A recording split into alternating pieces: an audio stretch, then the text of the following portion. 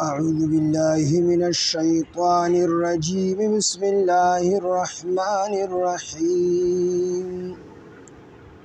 قل يا أيها الناس إنما أنا لكم نذير مبين والذين آمنوا وعملوا الصالحات لهم مغفرة ورزق كريم والذين سعوا في آياتنا معاجزين أولئك أصحاب الجحيم وما أرسلنا من قبلك من رسول ولا نبي إلا إذا تمنى ألقى الشيطان في أمنيته فينسخ الله ما يلقي الشيطان ثم يحكم الله آياته والله عليم حكيم صدق الله العظيم رب اشرح لي صدري ويسر لي أمري واحلل عقدة من لساني يفقهوا قولي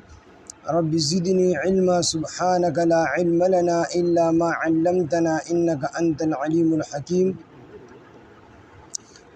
سورہ حج واللسم سپارہ آیات نمبر 49 قل او فرمایا وتا اے باغ حبیب یا ایها الناس اے خلقو انما انا لکم نذیر مبین بیشک از استاسو د پارا يرون کې ښکارایم زستاسو د پارا يرون کې ښکارایم نو دلته کې نبی علیہ السلام مشرکین مکہ بار بار سوال کو چې ترشتونی نو په مونږ باندې عذاب را باندې راولا چې مونږ ختم شو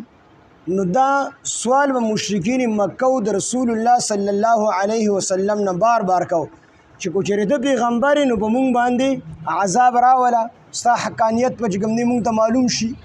نو دې کې نبی علیہ السلام د دې دغه قول جواب وکړو چې عذاب راوستون کې الله تعالی دی پیغمبر پلاس کې دا نشته چې په خلکو باندې عذاب راولي بلکې عذاب خو الله تعالی راولي په یو میعاد متعین باندې چې کوم نیټه الله تعالی مقرر کړی د پتا سو باندې عذاب راځي او زه چې کوم دې عذاب ورکون کې نه ما عذاب راوستون کې نه ما بلکې زه خو صرف چې کوم دې يرون کې ښکارایم تاسو د جهنم نه یروما تاسو د الله تعالی د عذاب نه یروما نو زه پیغمبر یم او زه يرون کې متا سو یروما دلته کې البته دا زما په ذمہ باندې نه چې پتا سو باندې عذاب راول نو ځکه الله تعالی نبی علیہ السلام د فرمایي قل تورته او فرمایا اے باغ حبیبا یا ایها الناس اے خلقو انما انا لکم بیشک استاسو د پارا نذیر يرون کې ما د جهنم نه يرون کې ما د الله تعالی د عذاب نه مبین ښکارا فالذین ها کسان آمنو چې ایمان راوړل دي نبی علیہ السلام د نذیر صفت سره د بشیر صفت ځای په ځای باندې ذکر کیږي چې نبی علیہ السلام نذیر دی يرون کې د کافرانو لره او بشیر دی زیر ورکون کې د مسلمانانو لره د جنت نو دلته کې د بشیر صفت ذکر نکو ودا د دیو جن چې مخاطبین په دغه ټیم کې مشرکین مکه نو هغه ته نبی علیہ السلام او فرمایل چې تاسو د پاره يرون کې ما د جهنم نه او د الله د عذاب نه او بشیر صفت ذکر نکو رسد مسلمانانو د پاره صفاتونه ذکر کړل او د مسلمانانو د پاره چې کوم دي د بهترین رزق وعده او د مغفرت وعده ذکر کړل د کافرانو د غصې سیوا کولو د پاره چې دی نور چې کوم دی په حسد کې بریوزي او دی نور په دې خبره باندې خفش چې مسلمانانو د ترقی ولې ملاوي درسته به بیا ذکر کړی دی خو دلته د بشیر صفت د دی وجه نه ذکر کړي چې مخاطبین دا مشرکین مکه او کفارو نو هغه د وجه استاسو د لپاره يرون کې ما او بشیر یعنی زیر ورکون کې د مسلمانانو د وردا صفت الله تعالی د دی وجه نه ذکر نکو چې دا مخاطبین په دغه ټیم کې کفارو فالذین هاغسان آمنو چې ایمان راوړی دي وعملوا الصالحات نیک عمل کړی دي لهم د دوی لپاره مغفرت دی ورزق کریم او بهترین رزق دی رزق کریم یعنی بهترین رزق په دنیا کې رزق کریم دا مال غنیمت دی چې کله مسلمانان جهاد وکړي او د کافرانو نه کم مال پاتې شي په هغې باندې مسلمانان قبضه وکړي نو دې ته مالی غنیمت ویلی شي. نو بهترین مال دا د مسلمانانو دپاره مالی غنیمت دی. رزق کریم نه دلته کې مال د غنیمت مراد دی چې کله په جهاد کې مسلمانان کافرانو سره جهاد وکړي او د کافرانو باندې مسلمانان غالب شي او د هغې هغه کم مال هغه چې کوم دی راوړي نو دې ته مالی غنیمت ویلی شي. دا د نورو امتونو دپاره حلال نه او دا زمون او ستاسو د دې امت دپاره امت محمدیه صلی الله علیه وسلم دپاره حلال دی. مالی غنیمت د نورو امتونو دپاره حلال نه بلکې هغې به چې کوم مالی غنیمت راوړو نو دې غر ته به ور وخېجو شغله به را پرېوتله بس وسوځېدو ختم به شو. مسلمانانو د ځان دپاره نشو استعمالولی. البته دا د امت محمدیه صلی الله علیه وسلم خصوصیت دی چې دی دغه مالی غنیمت استعمالولی شي او بلکې دا په ټولو کې بهترین رزق او د رزق کریم نه یا مراد چې کوم دی بے تکلیف رزق ګټل دی بے د مشقت نه. نو بے د مشقت نه رزق یا دنیا کې داسې خلک شته دی چې هغې ته الله تعالی چې کوم دی بغیر د مشقت رزق ورکوي خو حقیقي معنو کې د دې نه د جنت رزق مراد دی چې جنت کې به الله تعالی مسلمانانو له بغیر د ستړیوالي نه بغیر د کوشش نه الله تعالی رزق ورکوي. والذین ها کسان سعوا چې دوی کوشش کی فی آیاتنا زمونږ په آیاتونو کې معاجزین د عاجز کولو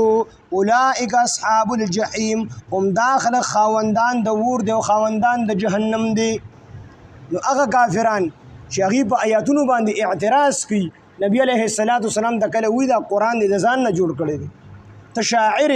کله ورته وی دا قرآن تا د چا نه زده کړی دی دا د الله تعالی کتاب نه دی ته د الله تعالی پیغمبر نه. نو ځکه الله تعالی فرمایي چې والذین ها کسان سعوا چې دوی کوشش کی فی آیاتنا زمونږ په آیاتونو کې معاجزین د عاجز کولو چې زمونږ د آیاتونو دا چې کوم دی باطل ثابت کی او دې ته چې کوم دی د جادو او د سحر نسبت وکړي دې ته د شاعرۍ نسبت وکړي چې د قرآن د آیاتونه دا باطل ثابت کی. نو په دې مشرکین مکه او کفارو دا جګړې کولې د رسول الله صلی الله علیه وسلم سره او صحابه سره چې دا د الله تعالی کتاب نه دی. نو اولئک هم دا خلق اصحاب الجحیم خاوندان د اور دی.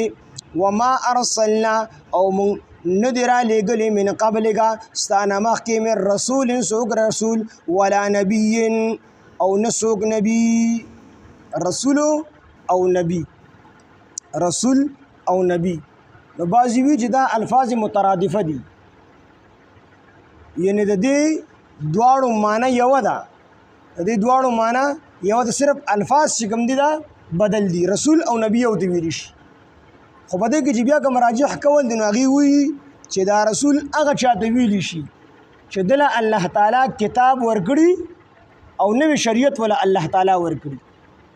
او نبی هغه چاته ویلی شي چې دله الله تعالی نوی شریعت او کتاب نی ورکړي بلکې په زوړ شریعت باندې دې عمل کوي او خلک هغې طرف ته رابلي. لکه د هغې مثال هارون علیه السلام او حضرت موسی علیه السلام دی. موسی علیه السلام له الله تعالی تورات کتاب ورکړی وو او موسی علیه السلام له الله تعالی نوی شریعت ورکړی او هارون علیه السلام د موسی علیه السلام په شریعت ته خلک رابلي اگر الله تعالی جدا کتاب نه دی ورکړی. نو هارون علیه السلام په دې اعتبار سره نبی شو او حضرت موسی علیه السلام په دې اعتبار سره د دې معنی په اعتبار سره رسول شو. په دې کې نور مختلف تفسیرونه شوي دي خدا مې دا دوه درته ووي نور بیا اوږدېږي. وما ارسلنا او الله تعالی فرمایي موږ نه دي لېږلي من قبلک ستا نه مخکې من رسول څوک رسول ولا نبي او نه څوک نبي الا مگر اذا تمنا مگر هر کله چې هغه قرآن لوستلو قرآن تلاوت کولو القا نو اچولی با الشیطان شیطان فی امنیته د تلاوت په وخت باندې وسوسې د خلکو په زړونو کې نو فینسخ الله نو لرې کړي الله تعالی ما هغه وسوسې یلقي الشیطان چې اچولی بس شیطان ثم یحکم الله آیاته دا د قرآن مجید په آیاتونو کې په هغه مشکلو آیاتونو کې دی. قرآن مجید په هغه مشکلو آیاتونو کې یو آیات دا دی چې د دې په معنا باندې ډېر په مشکله باندې سړی پوهېږي مشکل ځایونه دي دا وما ارسلنا او من ندلګل من قبل غستانه مخکې من رسول سوک رسول ولا نبي او نسوک نبی. نو د دې آیاتونو د مخکنی آیاتونو سره ربط دی. الله تعالی دې کې نبی علیه السلام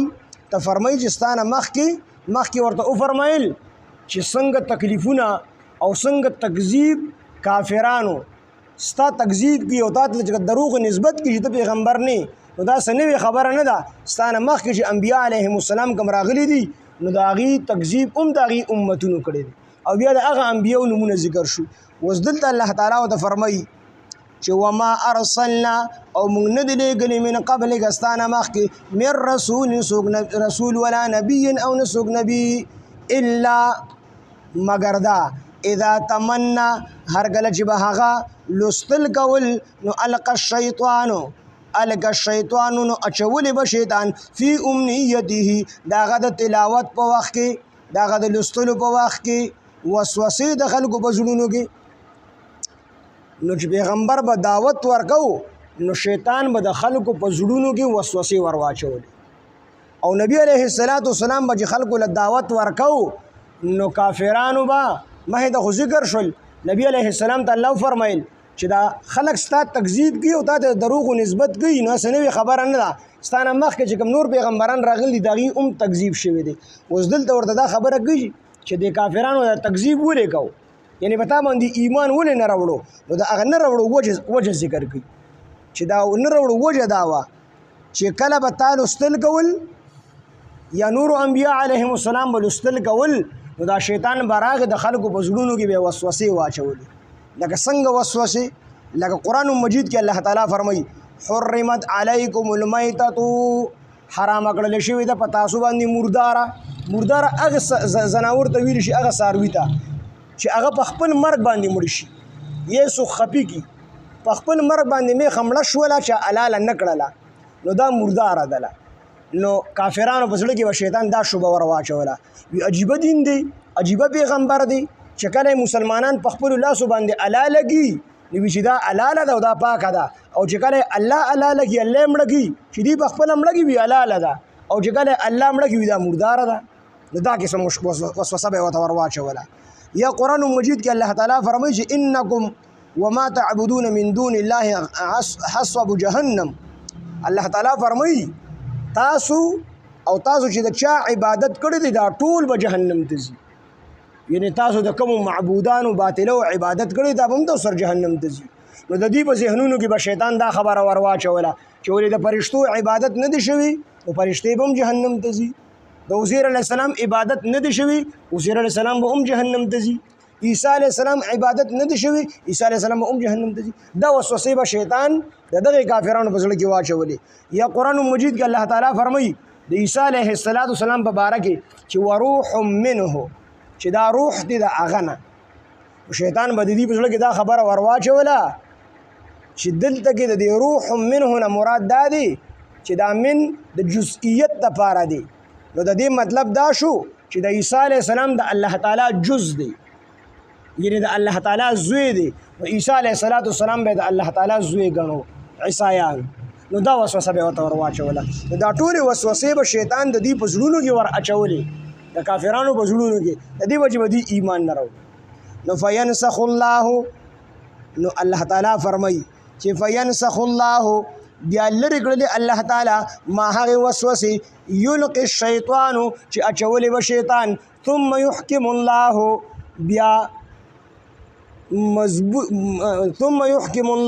بیا مضبوطوي الله تعالی آیاته خپل آیاتونه اسې مضبوط دي خو د پیغمبر په دې باندې دغه وکړي خلکو ته د دې هغه دلایل هغه چې کوم دی ثابت کړي آیات خو هر یو مضبوط دي. نو الله تعالی بیا خپل آیاتونه مضبوط کړي او په هغې مضبوطو آیاتونو سره د دې هغه ټول شبهات چې کوم دی ختم شي شبهات باطل شي. والله الله تعالی علیم پوهه دی حکیم او خاوند حکمت دی. یا یعنی کوم متشابهات چې دي متشابهات قرآن مجید کې د الله تعالی لاس ذکر دی د الله تعالی مخ ذکر دی. نو د دې ظاهري معنی باندې خو موږ نه پوهېږو ظاهري معنی اخیستلی شو خو د دې چې کوم حقیقي معنی ده په دې مونږ نه پوهېږو. یا قرآن مجید کې چې کوم آیاتونه دي الف لام میم طه کاف ها یا عین صاد حروف مقطعات چې ورته وي نو د دې په معنی باندې د الله تعالی نه علاوه هېڅوک نه پوهېږي. لوی علما چې ترجمه کوي نو صرف دومره وي والله اعلم بمراده، الله تعالی د دې ټکو په مراد باندې خبر دی، بس د دې نه ابر څوک د دې نور ترجمه نشي کولی. نو کافرانو په زړونو کې به چې کوم دی د دې په باره کې وسوسې راتللې یا د الله تعالی په باره کې به وسوسې راتللې نو الله تعالی د هغې متشابهاتو آیاتونو د هغې د معنی نه به چې دې ته کې مې وسوسې پیدا کېدلې نو هغه وسوسې الله تعالی په محکم آیاتونو باندې ختم کړلې. محکم کوم مضبوط آیاتونه چې دي، مضبوط آیاتونه، مضبوط ټول آیاتونه دي، خو محکم دا د آیاتونو یو قسم دی چې لکه ان الله علی کل شیء قدیر، الله تعالی په هر چیز باندې قادر دی، دا محکم آیات. نو دغه متشابهات چې کوم د هغې نه به چې کومې وسوسې پیدا کېدلې هغه الله تعالی په محکماتو آیاتونو سره ختم کړل. دا ټولې نورې معنی ډېر شي دي خو دا کوم معنی مونږ ستاسو لپاره پوره دي. قل او فرمایا وتا بس ته حدیث دوباره به وي. قل او فرمایا وتا پاک حبیبا یا ایها الناس چې اے خلقو انما انا لکم بیشک استاسو د پاره نذیر مبین خکارو يرون کما فالذین پس ها کسان آمنو چې ایمان راوړی دي وعملوا الصالحات او نیک عمل کړی دي لهم د دوی لپاره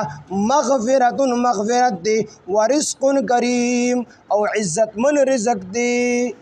والذین ها کسان سعوا چې دی کوشش کی فی آیاتنا زمونږ په آیاتونو کې معاجزین د عاجز کولو د کمزوري کولو اولئک اصحاب الجحیم هم داخل خاوندان د جهنم دی. وما ارسلنا او مونږ نه دي لیږلي من قبل ستانه مخکې من رسول د یو رسولنا ولا نبی او نه د یو نبینا الا مگر اذا تمنا هر کله چې به هغه لوستل کول نو القى الشیطان نو اچولی به شیطان فی امنیته د هغه د تلاوت په وخت باندې د خلکو په زړونو کې وسوسې نو فینسخ الله نو ختم کړي الله تعالی ما هغه وسوسې یلقي الشیطان چې اچولی به شیطان ثم یحکم الله بیا مضبوطی الله تعالی آیاته خپل آیاتونو لرا والله الله تعالی علیم بوه دی حکیم او خاوند حکمت دی. سبحان الله وبحمده سبحانك اللهم وبحمدك نشهد ان لا اله الا انت نستغفرك ونتوب اليك. سبحان ربك رب العزة عما يصفون وسلام على المرسلين والحمد لله رب العالمين. آمين.